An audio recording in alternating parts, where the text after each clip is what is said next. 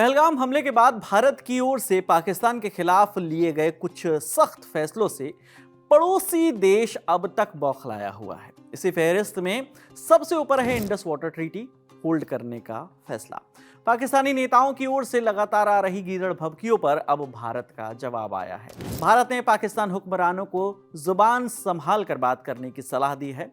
14 अगस्त को weekly press briefing के दौरान विदेश मंत्रालय के प्रवक्ता रणधीर जायसवाल ने कहा कि पाकिस्तानी नेता भारत के खिलाफ गैर जिम्मेदार, युद्ध भड़काने वाले और नफरत फैलाने वाले बयान दे रहे हैं। वो अपनी नाकामियों को छिपाने के लिए बार बार ऐसे बयान देते रहते हैं। उन्हें अपनी जुबान पर कंट्रोल रखना चाहिए, क्योंकि अगर उन्होंने गलत कदम उठाया तो उसका नतीजा बहुत बुरा होगा। हमने भारत के खिलाफ पाकिस्तानी नेतृत्व के लापरवाह, युद्ध भड़काने वाले और नफरत भरे बयानों के निरंतर सिलसिले पर रिपोर्टें देखी हैं।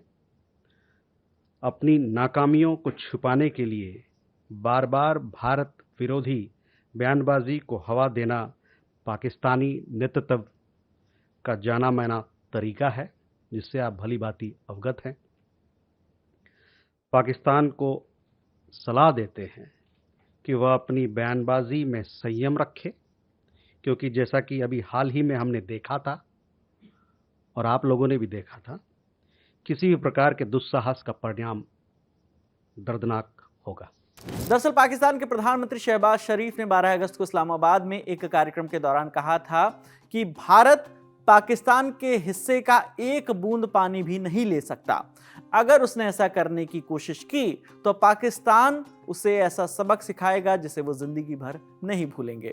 सिर्फ शहबाज शरीफ ही नहीं, बल्कि पाकिस्तान के 3 बड़े चेहरों ने पिछले 5 दिनों के अंदर लगातार भड़काऊ बयान दिए हैं। आज दुश्मन को कि अगर तुम हमारा पानी बंद करने की धमकी देते हो तो ये बात जहन में रखना कि पाकिस्तान की एक बूंद भी तुम पाकिस्तान से छीन नहीं सकते।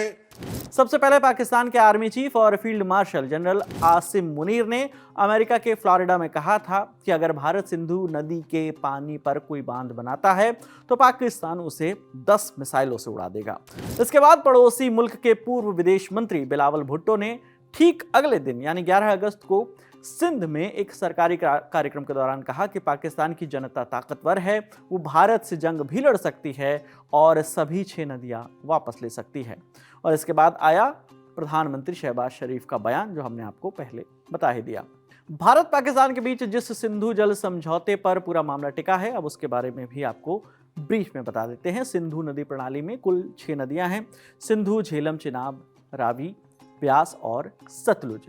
इनके किनारे का इलाका करीब 11.2 लाख वर्ग किलोमीटर में फैला हुआ है। 1947 में भारत और पाकिस्तान के बंटवारे के पहले से ही भारत के पंजाब और पाकिस्तान के सिंध प्रांत के बीच नदियों के पानी के बंटवारे का झगड़ा शुरू हो गया था। 1947 में भारत और पाकिस्तान के इंजीनियरों के बीच स्टैंड स्टिल समझौता हुआ। इसके तहत 2 मुख्य नहरों से पाकिस्तान को पानी मिलता रहा। ये समझौता 31 मार्च 1948 तक चला। फिर 1 अप्रैल 1948 को जब समझौता लागू नहीं रहा तो भारत ने दोनों नहरों का पानी रोक दिया। इससे पाकिस्तान के पंजाब प्रांत की 17 लाख एकड़ जमीन पर खेती बर्बाद हो गई। दोबारा हुए समझौते में भारत पानी देने के लिए राजी हो गया।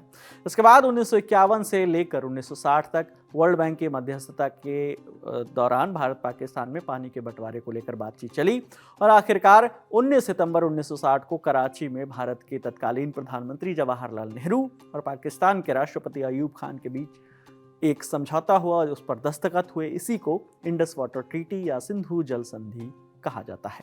22 अप्रैल को पहलगाम में हुए आतंकी हमले के 2 दिन बाद यानी 24 अप्रैल को भारत ने पाकिस्तान के साथ 65 साल पुराने इस जल समझौते पर रोक लगा दी थी, जिसके बाद से ऑपरेशन सिंदूर हुआ और लगातार पाकिस्तान के तमाम नेता गीदड़ भभकी दे रहे हैं, तरह तरह की बातें कर रहे हैं और इन बातों का करारा जवाब दिया है भारत के विदेश मंत्रालय ने।